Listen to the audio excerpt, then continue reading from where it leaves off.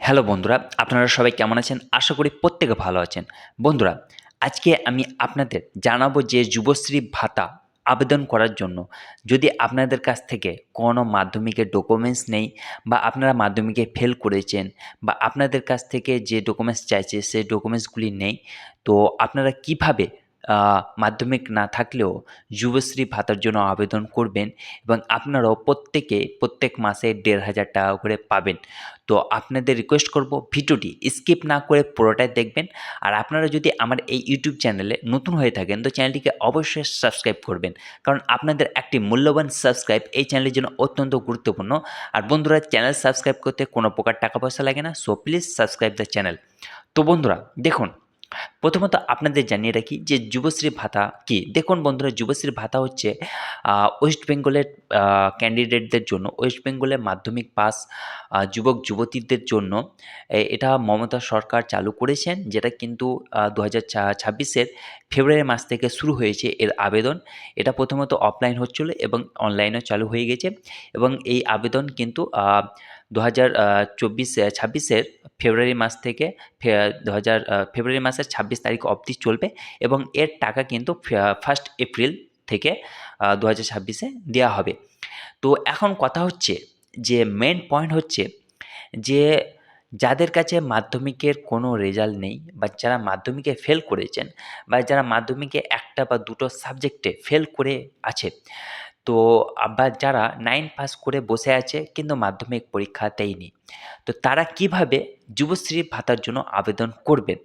দেখুন, যুবশ্রী ভাতা হচ্ছে একটি দুর্দান্ত প্রকল্প, যেটা কিন্তু যারা বেকার যুবক-যুবতী রয়েছেন ওয়েস্ট বেঙ্গলে, তারা কিন্তু মান্থলি একটা স্টাইপেন্ড অর্থাৎ ভাতা পাবে, যেটা কিন্তু ১,৫০০ টাকা করে। আর এখন ১,৫০০ টাকা অনেকটাই।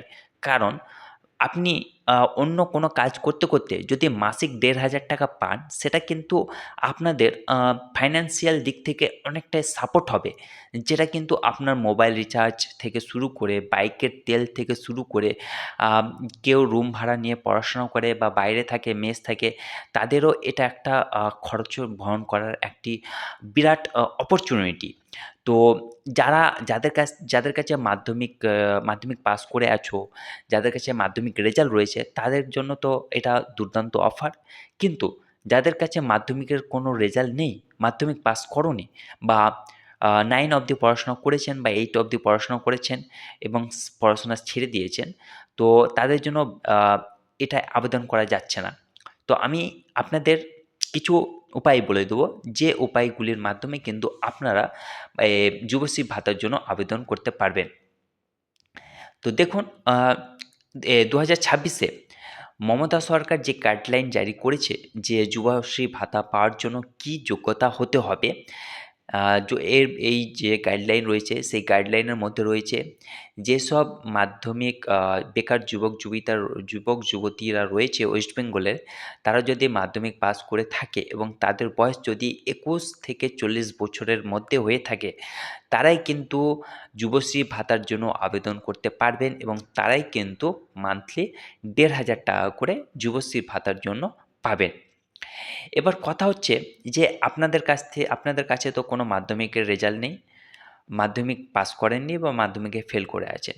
তো দেখুন, আমি আপনাদের জানিয়ে রাখি যে আপনারা যারা ক্লাস 8 পাস করে বসে আছেন বা 9 পাস করে বসে আছেন, তারা কিন্তু আপনারা সরাসরি ওপেন ইউনিভার্সিটি বা ওপেন স্কুল মুক্ত বিদ্যালয় যে রয়েছে সেখানে অ্যাডমিশন নিয়ে নিন। সেখানে কিন্তু আপনাদের ১ থেকে ২ বছরের মধ্যে ইজিলি মাধ্যমিক পাস করে যাবেন এবং মাধ্যমিক পাস করে গেলে আপনারা মাধ্যমিক সার্টিফিকেট পেয়ে যাবেন এবং আপনারা সরাসরি যুবশ্রী ভাতার জন্য আবেদন করতে পারবেন। এবার কথা হচ্ছে যে এতদিন আমরা ওয়েট করব কেন? দেখুন, আমাদের মমতা সরকার হচ্ছেন বিশাল আ আ মাস্টার মাইন্ডেড সিএম, যিনি কিন্তু এখনও আমাদের ওয়েস্ট বেঙ্গলের সিএম থাকবেন অর্থাৎ মুখ্যমন্ত্রী থাকবেন। তাকে কিন্তু সরানো কঠিন আছে। কারণ এখানে তার এগেইনস্ট এ কোনো আ পার্টি বিপক্ষ দল নেই। সেহেতু মমতা সরকার এখনও ১০ বছর থাকবেন। তো আপনারা যদি ২০২৬ এ আ মাধ্যমিক বা 9 এ অ্যাডমিশন নেন, আপনাদের ১ থেকে ১.৫ বছরের মধ্যে মাধ্যমিক কমপ্লিট হয়ে যাবে এবং মাধ্যমিক কমপ্লিট হয়ে গেলে কিন্তু আপনারা 1 বা 2 বছরের পর আবার পুনরায় আবেদন করতে পারবেন যুবশ্রী ভাতার জন্য। কিন্তু তারপর কিন্তু আপনারা মোটামুটি 7 থেকে 8 বছর আপনারা কিন্তু মাসিক ১,৫০০ টাকা করে পাবেন। এটা কিন্তু হিউজ অ্যামাউন্ট। আর এটা হচ্ছে আপনাদের জন্য একমাত্র বিকল্প অপশন। যদি অল্টারনেটিভ কোনো অপশন থেকে থাকে আর কিন্তু নেই। কারণ 2026 এর গাইডলাইন হিসেবে মাধ্যমিক পাস করা ক্যান্ডিডেটরাই কিন্তু যুবশ্রী ভাতার জন্য অ্যাপ্লিকেবল। তারাই কিন্তু যুবশ্রী ভাতা পাবেন, তারাই কিন্তু মান্থলি ১,৫০০ টাকা করে পাবেন। সো আপনারা সময় অতিবাহিত না করে আপনাদের কাছ থেকে যা ডকুমেন্টস রয়েছে সেই ডকুমেন্টসগুলো রেডি করে আপনারা মুক্ত বিদ্যালয়ে অ্যাডমিশন নিয়ে নিন। আপনারা মানে সঠিক সময়ে আপনারা কিন্তু অ্যাডমিশন নিয়ে আপনারা মাধ্যমিক কমপ্লিট করে আপনারা কিন্তু পুনরায় যুবশ্রী ভাতার জন্য আবেদন করতে পারবেন। এটাই হচ্ছে একটা মানে সঠিক ওয়ে, এটাই হচ্ছে একটা আপনাদের বিকল্প অপশন। তাছাড়া কিন্তু আর কোনো অপশন নেই। তো এটাই বলব যেসব ছাত্রছাত্রীরা 9 অবধি পড়াশোনা করেছেন বা ক্লাস 8 অবধি পড়াশোনা করেছেন এবং পড়াশোনা ছেড়ে দিয়েছেন। তো মুক্ত বিদ্যালয় দেখুন এটা একটা মুক্ত বিদ্যালয় যেখানে কিন্তু আপনাদের স্কুল যেতে হবে না। জাস্ট অন টাইম রেজিস্ট্রেশনের জন্য যেতে হবে। আর যখন কোনো অফিসিয়াল কাজ থাকবে তখন যেতে হবে এবং আপনারা শুধু এক্সাম টাইমে এক্সাম দেবেন। আর এক্সাম কিন্তু আপনাদের খুব ইজি হয়। এক্সামে বসলে কিন্তু আপনারা পাস করে যাবেন অনায়াসে। সো আপনারা মুক্ত বিদ্যালয়ে অ্যাডমিশন নিয়ে নিন। আপনাদের দেখতে, দেখতে কিন্তু মাধ্যমিক পরীক্ষা কমপ্লিট হয়ে যাবে। মাধ্যমিক রেজাল্টও পেয়ে যাবেন এবং সেই রেজাল্টের ভ্যালু কিন্তু মানে সেম। কারণ সেই রেজাল্ট নিয়ে আপনারা স্কুল, কলেজ, হায়ার এডুকেশনও কমপ্লিট করতে পারবেন। সো আপনারা সময় অতিবাহিত না করে মুক্ত বিদ্যালয়ে অ্যাডমিশন নিয়ে নিন। সেখানে কিছু হয় টাকা লাগবে, সেটা কিন্তু কোনো ব্যাপার নাই, সেটা ম্যানেজ করে দেবেন। এবার যারা মাধ্যমিকে ফেল করেছেন 1টা বা 2টো সাবজেক্টে, তারা কী করবেন? দেখুন, যেসব স্কুল থেকে আপনারা ফেল করেছেন মাধ্যমিক পরীক্ষায়, তারা সেই সব স্কুলে যোগাযোগ করুন। আবার আপনাদের রেজিস্ট্রেশন হবে। সেই রেজিস্ট্রেশনের সময় যে সাবজেক্টে ফেল করেছেন, সেই সাবজেক্টের ফর্ম ফিল আপ করবেন। তারপর পুনরায় আগের বছরে মাধ্যমিক যখন এক্সাম হবে, পুনরায় আপনারা মাধ্যমিক এক্সাম দিয়ে দেবেন সেই সাবজেক্টে আপনারা আবার কোয়ালিফাইড করে গেলে আপনারা কিন্তু মাধ্যমিকের পুরো সাবজেক্টে কোয়ালিফাইড করে যাবেন এবং মাধ্যমিক সার্টিফিকেট আপনারা পেয়ে যাবেন।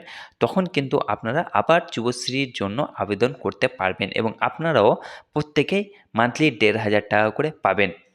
তো বন্ধুরা, এছাড়া আর কোনো অপশন নেই যে যুবশ্রী ভাতার জন্য আবেদন করার। তো এই হচ্ছে একটি বিস্তারিত ভিডিও।